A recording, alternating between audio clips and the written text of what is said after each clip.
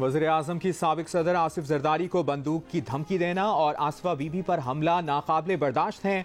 Chairman Peoples Party Bilawal Bhutto Zardari कहते हैं, वालदा की शहादत के बाद अब हम बच्चे नहीं रहे।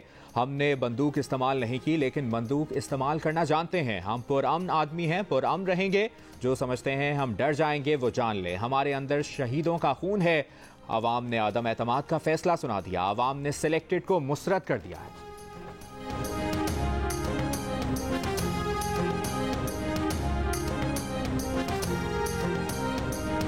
बिलावल भुट्टो जरदारी वज़ीर-ए-आज़म पर बरस पड़े। कहा, वज़ीर-ए-आज़म पर अस्पताल के पैसे से घर का किचन चलाने का इल्जाम लगाया। कहा, अमरीका की अदालत ने आपके खिलाफ फैसला सुनाया है, आप दूसरों पर इल्जामात लगाते हैं। क्रिकेट के खिलौने बेच कर घर का किचन चला रहे हैं। कहा, इनका खातून अव्वल के लिए बड़ा एहतराम है, लेकिन इतलात हैं कि पंजाब की कोई पोस्टिंग उस वक्त तक नहीं होती जब तक खातून अव्वल को पैसे ना पकड़ाए जाएं। कहा, बुज़दार का जादू चल गया और वो मुसीबत अब तक पंजाब का वज़ीर आला है। शहबाज शरीफ से कहेंगे, अच्छा वज़ीर दाखिला देखें।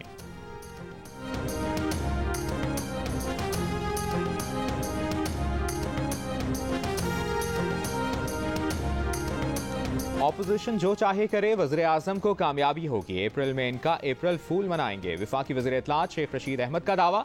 कहा, जो लोग बिके हैं तहरीक इंसाफ के कारकुन उनका घेराव करेंगे।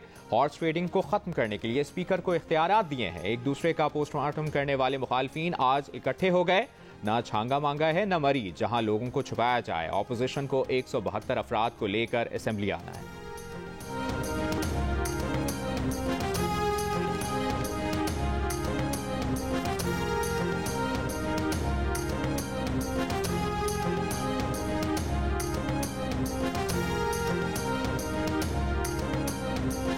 कायदे हिज़्ब इख्तिलाफ शहबाज शरीफ का वज़ीर-ए-आज़म का हर कदम पर मुकाबला करने का ऐलान। कहा, करप्शन नाअहली की वजह से आज अवाम मुश्किलात का शिकार हैं। अवाम का फैसला है, इनके खिलाफ अदम एतमाद पेश किया जाए। वज़ीर-ए-आज़म खारिजा पॉलिसी से मुतालिक गैर संजीदा बयान दे रहे हैं। नाजुक मामलात पर गैर मुहतात बयान कश्मीर कॉज को नुकसान पहुंचाना है।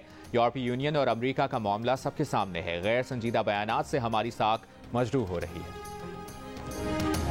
वज़ीर-ए-आज़म की ज़ेर सदारत सीनियर पार्टी रहनुमाओं का इजलास। सीनियर रहनुमाओं ने मौजूदा सूरत हाल से निमटने की तजावीज़।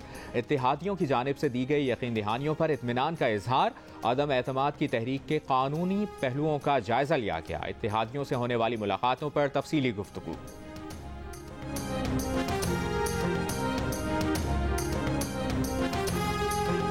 हाफ लीग के वफ्द की MQM रहनुमाओं से मुलाकात। तहरीक अदम एतमाद से मुतालिक मुशावरत। इत्तेहादियों का तमाम मामलात में एक दूसरे से राब्ते में रहने पर इत्तफाक। हाफ लीग के वफ्द में मोनस इलाही और तारिक बशीर चीमा शामिल।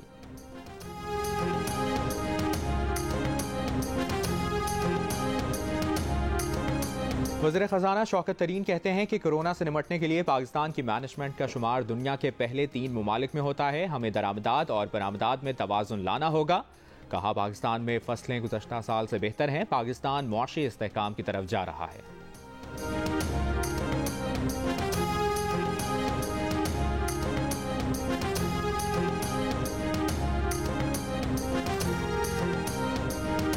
पब्लिक ऑफिस होल्डर्स अपने हमसायों से लड़ाई में FIA को इस्तेमाल नहीं कर सकते। अवामी नुमाइंदों में तनकीद बर्दाश्त करने का हौसला होना चाहिए।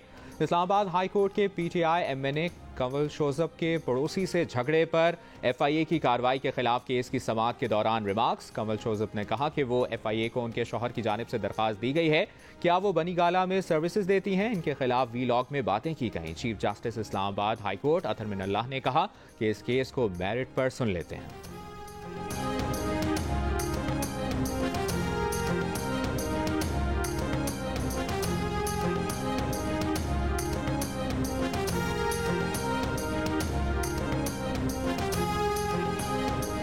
इस्लामाबाद हाई कोर्ट में पैका तरमीमी ऑर्डिनेंस के खिलाफ दरखास्तों पर समाअत। Chief justice Islamabad high court Athar Minallah ने कहा कि अटॉर्नी जनरल की तजवीज़ काफ़ी मुनासिब है। हो सकता है सारे स्टेक होल्डर्स मिल बैठें तो ये ऑर्डिनेंस ही वापस हो जाए।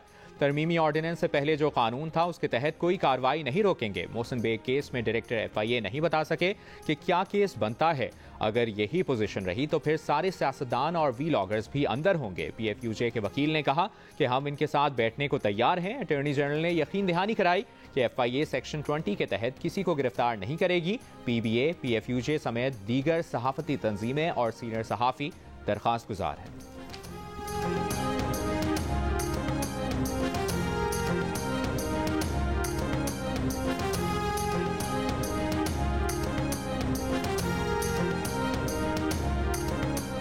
और पाकिस्तान और ऑस्ट्रेलिया क्रिकेट टीमों की कराची में ट्रेनिंग, दोनों ममालिक के दरमियान दूसरा टेस्ट 12 मार्च को शुरू होगा।